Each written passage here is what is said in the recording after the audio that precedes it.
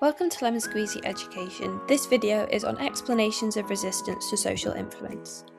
So, have you ever wondered why some people stand up to peer pressure or refuse to obey authority figures, even when almost everyone else gives in?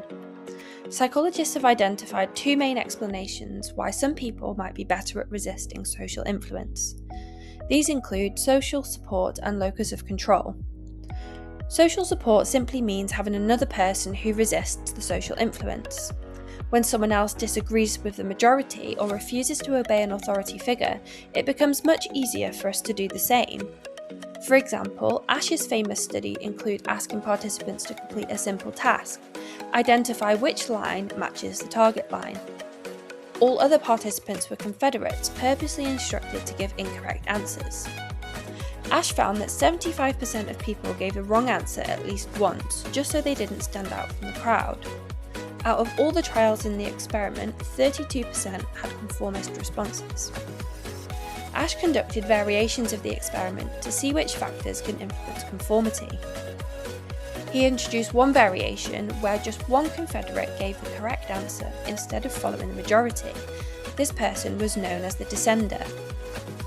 He found that by introducing the dissenter, conformist responses fell dramatically from around 32% in the original study to just 5.5%. In Milgram's obedient study, participants were instructed to administer electric shocks to another person. In one variation, 2 additional teachers were included. Partway through the experiment, both teachers refused to continue.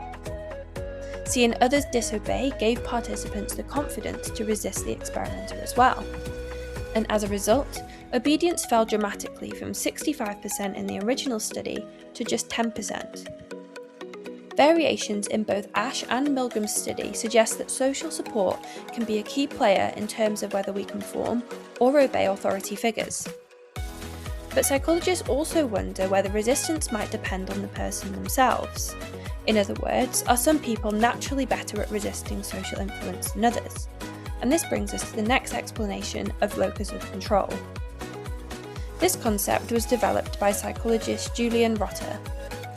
The locus of control refers to when people believe control over their lives come from. Some people have an internal locus of control. These people believe that what happens to them is mainly the result of their own actions and decisions. So if they did well in an exam, they'll believe it's because they revised, and if they fail, it'll be because they could have worked harder. Because they take personal responsibility for their behaviour, they tend to be more independent and less likely to rely on people's opinions. And as a result, they are generally more resistant to social influence. Other people have an external locus of control. They believe that what happens in life is largely due to factors outside of their control, such as luck, fate, or even other people. For example, if something goes wrong for them, they might just blame bad luck. Because they believe that external forces control their life's events, they are more likely to conform to groups or obey authority figures, and research supports this explanation too. Thank you for watching, and please like and subscribe for more educational related content.